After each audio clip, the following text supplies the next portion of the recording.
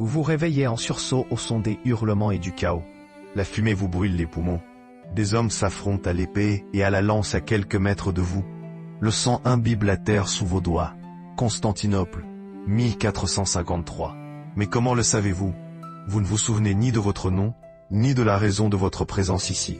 Un casque gît tout près. Votre casque. Vos mains attrapent instinctivement une épée dans la boue. Son poids vous est étrangement familier. Un homme en armure fonce sur vous, le visage tordu par la rage, criant dans une langue que vous comprenez sans pouvoir l'identifier. Votre corps agit de lui-même. Part, frappe. Il tombe, les murs de la ville sont enfoncés. Les Ottomans se déversent comme des fourmis d'une fourmilière brisée. Les défenseurs byzantins reculent, désespérés. « Lève-toi » crie quelqu'un en grec. « L'empereur a besoin de nous. » Empereur? Quel empereur? Un goût de cuivre envahit votre bouche. Une douleur à votre flanc. Vous êtes blessé. Mais vous vous relevez malgré tout, boitillant vers les combats. Le ciel s'assombrit de flèches.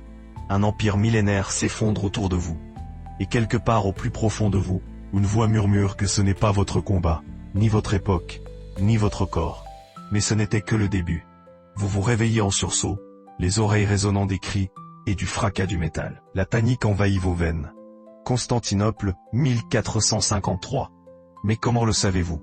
Vos mains, étrangères, calleuses, serrent une épée ensanglantée. Vous portez une armure qui n'est pas la vôtre. Un homme tombe à côté de vous, gargouillant tandis que le sang s'étend sur sa tunique. Il croise votre regard. « Frère » murmure-t-il, « lève-toi et bats-toi. » Mais vous n'êtes pas son frère. Vous n'êtes personne ici. L'odeur vous saisit. Mort, fumée, peur. Les soldats ottomans déferlent par les brèches du rempart. La réalité impossible s'impose.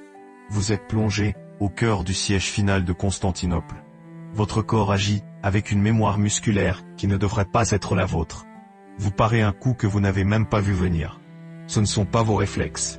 Un éclair de mémoire, des lumières de laboratoire, des scientifiques qui vous entourent, un casque abaissé sur votre tête. Empreinte neuronale réussie. Dit quelqu'un.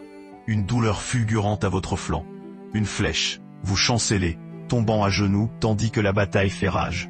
Dans votre poche, un objet moderne, un petit appareil qui décompte. 00, 3, 00.